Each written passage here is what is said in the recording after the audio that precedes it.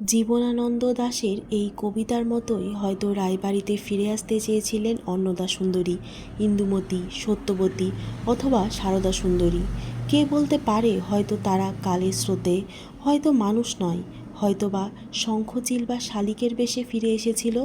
সোমা যত দূরেই থাক, এই রায়বাড়ির মানুষের ভালোবাসা, এই শহর, তার ধুলোবালি, সব কিছুতেই সে যেন ফিরে আসতে চায় বারে বারে।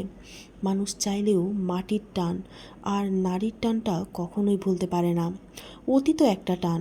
সময় প্রয়োজনে হয়তো অতীতকে পাশে রেখে পাড়ি জমাতে হয় জানা অজানা ভবিষ্যতে, কিন্তু অতীত থেকে যায় চোরাবালির মতো মনের গহীনে। বাড়ির সকলের কাছে বিদায় নিয়ে গাড়িতে বসে সোমলতা। অশ্রুসিক্ত নয়নে সবাই দাঁড়িয়ে সদর দরজার বাইরে। সোমা ফিরে যাচ্ছে তার বিদেশ বিভুঁইয়ের জীবনে, পিছনে ফেলে যাচ্ছে তার আরেক জীবনকে। আবার যখন ফিরবে, সব কি থাকবে আগের মতো? সব কি থাকে আগের মতো? গাড়ির চাকা এগিয়ে চলেছে পথের নুড়ি পাথরকে ধুলোয় উড়িয়ে, ঠিক যেমন মানুষ এগিয়ে যায় ফেলে আসা সময়ের স্মৃতিকে পেছনে ফেলে। জীবন এগিয়ে যায় সম্মুখ পানে, ঘাড় ঘুরিয়ে দেখা যায় ফেলে আসা দিনকে, কিন্তু কখনো ধরা যায় না সেই দিনগুলোকে, শুধু স্মৃতি জমিয়ে রাখা যায় ক্ষণিকের তরে। পথের বাঁকে মিলিয়ে গেল সোমলতার গাড়ি, দূরে ডেকে উঠল নাম না জানা কোনো এক পাখি।